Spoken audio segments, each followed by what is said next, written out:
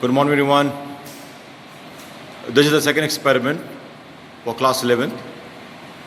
The aim of the experiment is to verify Ohm's law. As shown in the circuit diagram, you can see there is a battery, there is a rheostat, that is called a variable resistance, a conductor whose resistance is R, there is a voltmeter which is always connected in parallel to the conductor across its terminals, then there is an ammeter which is always connected in series, and there is a key. What you have to do, you have to change the resistance with the help of a slide controller on the rheostat, and thereafter you will record the value of current and voltage. Right? You keep on changing the resistance and you keep on noting down the value of I and V, and you will record 5 readings on the table which is drawn on the board itself. On this observation table, you can see there are 4 columns. One is for the serial number, another is to record the to measure the amount of current, and third is to record the voltage, and finally fourth is to find the value of R, that is V upon I. Unit is ohm. After you have taken all the 5 readings, you would find the mean of R in unit, that is called ohm.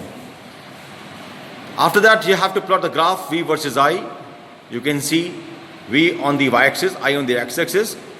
Before you plot the graph, the scale has to be mentioned on the top, on x-axis and y-axis. Then you have to find the line of best fit. When you find the line of best fit, you need to find the slope. That is, slope is equal to change in y-axis upon change in x-axis. And on y-axis you plot the potential, so it is change in voltage upon change in current. That gives you resistance, and the unit is ohm. Now you have got 2 resistance. One is through the observation table, another is graphically. And on the result, you have to compare the result, the observational result as well as the graphical result. Now the Roshan sir is going to demonstrate the experiment. He'll show you how the first reading has to be calculated. The rest of the 4 readings you will do when you come to the school. But before that, you have to copy all the experiment in your practical files. Over to Roshan sir. Okay, good morning class. According to circuit diagram, first we will keep all apparatus according to circuit diagram. This is battery eliminator, DC source. Then this is called T. It's as a switch on and off. Then A for ammeter. The range of ammeter is 0 to 1 ampere. Then the next one is called V for voltmeter. The range of voltmeter is 0 to 3 volt. This is called unknown resistance coil. Then this is called variable resistance rheostat. You know very well. According to circuit diagram, with the help of connecting wires, we will join it. Positive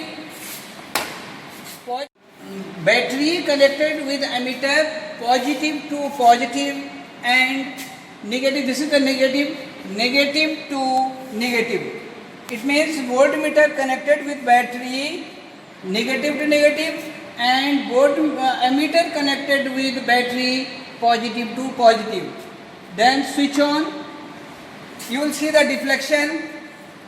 Voltmeter, it's coming 0.5, and ammeter, it's coming 0.2 plus 2 divisions. You will note the reading. I is equal to 0.2 plus 2 divisions is equal to 0.22. The value of 2 divisions is coming 0.02. Then for voltmeter, 0.5 volt. So the value of R is equal to V upon I.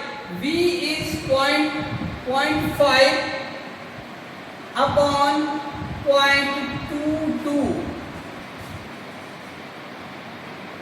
0.5 divided by 0.22 is equal to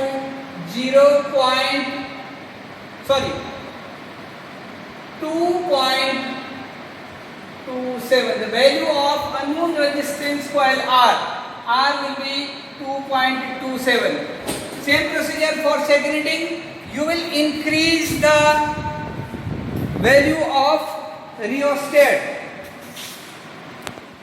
You can see the deflection will be decreased. When R increases, the value of unknown resistance will be same.